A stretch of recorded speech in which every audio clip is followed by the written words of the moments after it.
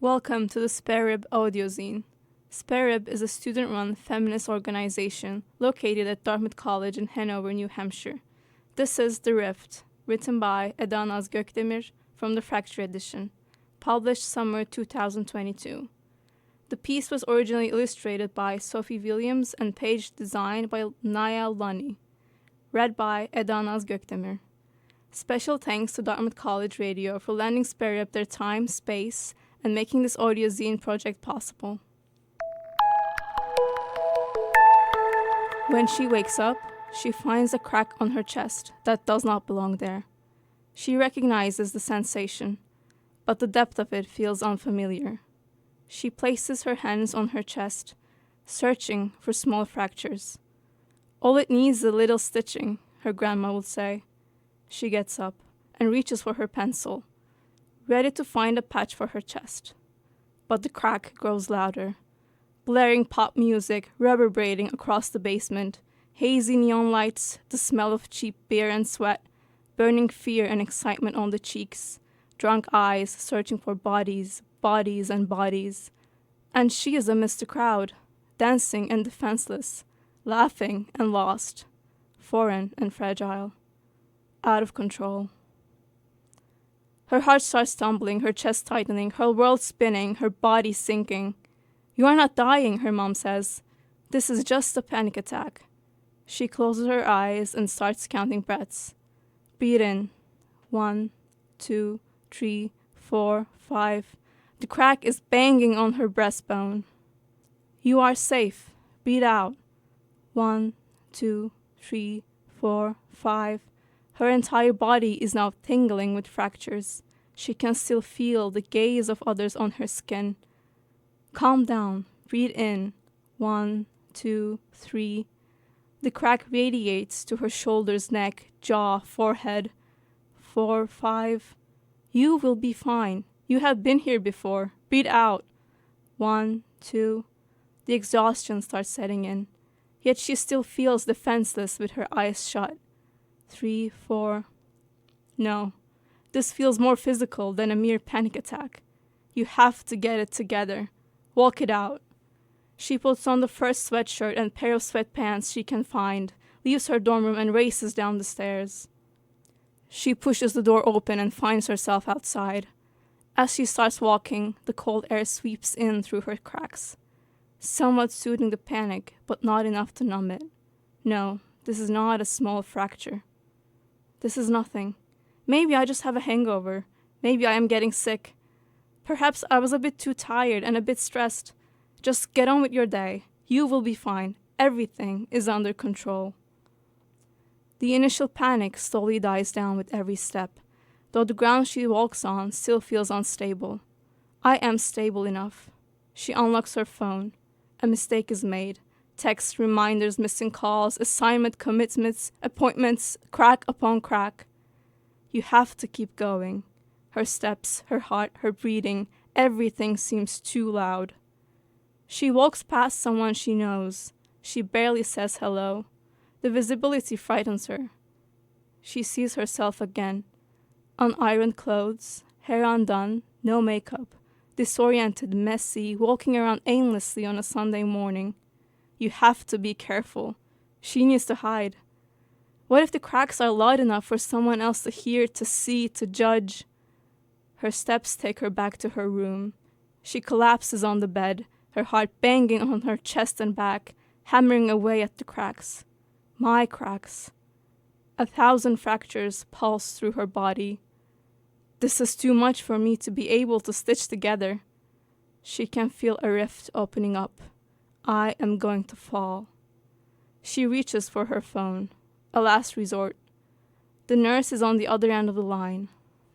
"This is just a panic attack. Have you tried breathing? Obviously. Have you tried walking? I have tried to run away from it, yes. Talking to a friend? Impossible. Describe the feeling, like I am dying. Well, I am concerned now. Maybe you should go to the emergency room." What? It is better to be safe than sorry, but you know your body best. Do I? Everything inside her body feels wrong, unfamiliar, out of control. What if this is an actual emergency, not her insanity?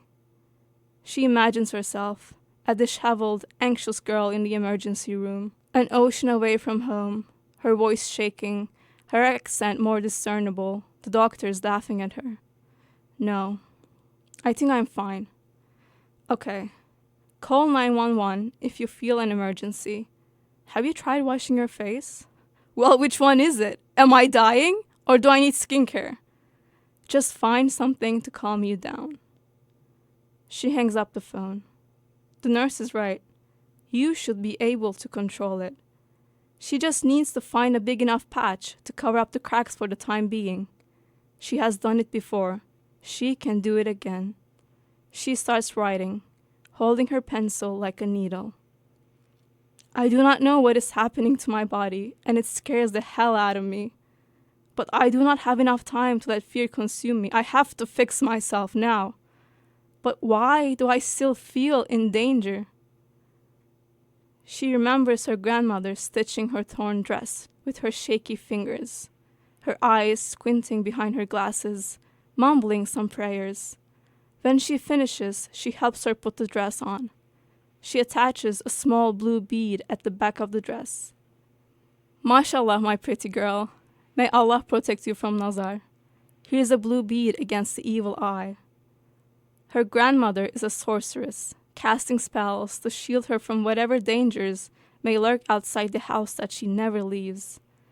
Beware of strangers, beware of friends. The girl learns to search the eyes of others for hidden threats. She grows up with stories of women being beaten, stabbed, and raped by lovers, strangers, fathers in dark back alleys, near metro stations, in their own bedrooms.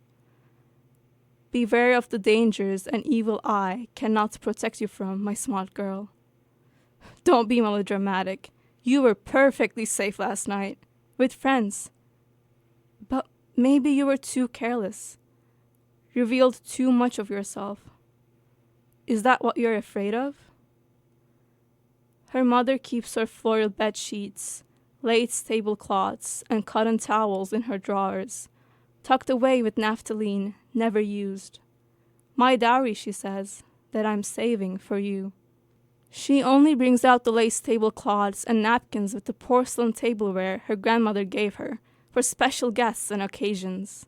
The girl learns how to keep parts of herself separate, to hide what is precious, to protect what is delicate.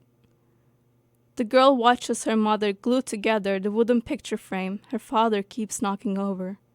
A wedding picture. She is terrified of how easy it is for her mother to pretend something was never broken, always mending, cleaning, stitching, repairing. Why am I thinking about all of this now? Are these cracks new, or have I been ignoring them all along?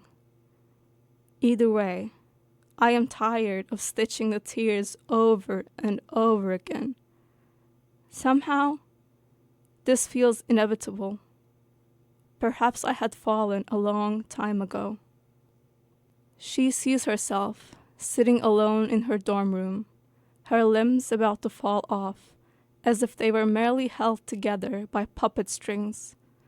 Her body rock solid, with cracks moving up from her chest.